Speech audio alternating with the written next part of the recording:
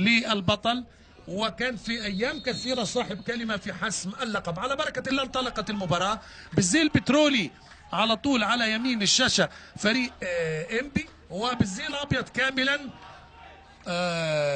فريق المصري، والكره الى خارج الملعب.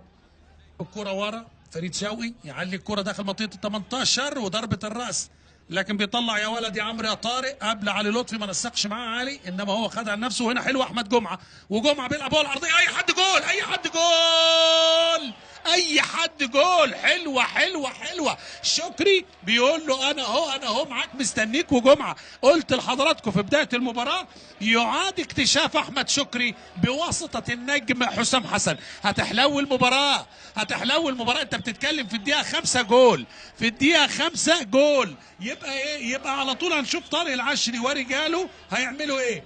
هدف حلو قوي لان الكره جمله حلوه قوي. شوف على طول بيقول له العب لي، عملها وعدت. ايه حكايه الكره اللي بتمر كده بين اقدام اللاعبين؟ ادي صلاح سليمان شفنا النهارده جول في النادي الاسماعيلي، ادي على طول ملعوبه.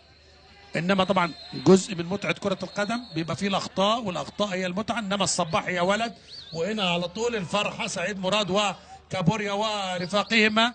مره ثانيه يعمل هو على طول شكري يرجع ورا، تلعب مره ثانيه من فريد شوقي عليا، والضربه الراسيه يا فكرتها حلوه، عايز يحطها في الزاويه الثانيه. تمام. محمد حمدي مين للرياضه، ادي هنا الاستلام وعلى طول. لا لا لا لا لا لا لا لا لا، ليله جمعه، ليله جمعه او ليله الثنائي احمد شكري وجمعه. الله على الكوره اللي اتخطفت بشكل حلو، مع دوران بشكل حلو، مع قبله من المندول حسام حسن، مع يعني ابسط راح بيقول ايه، الكلام يهدى، الكلام الكتير يهدى.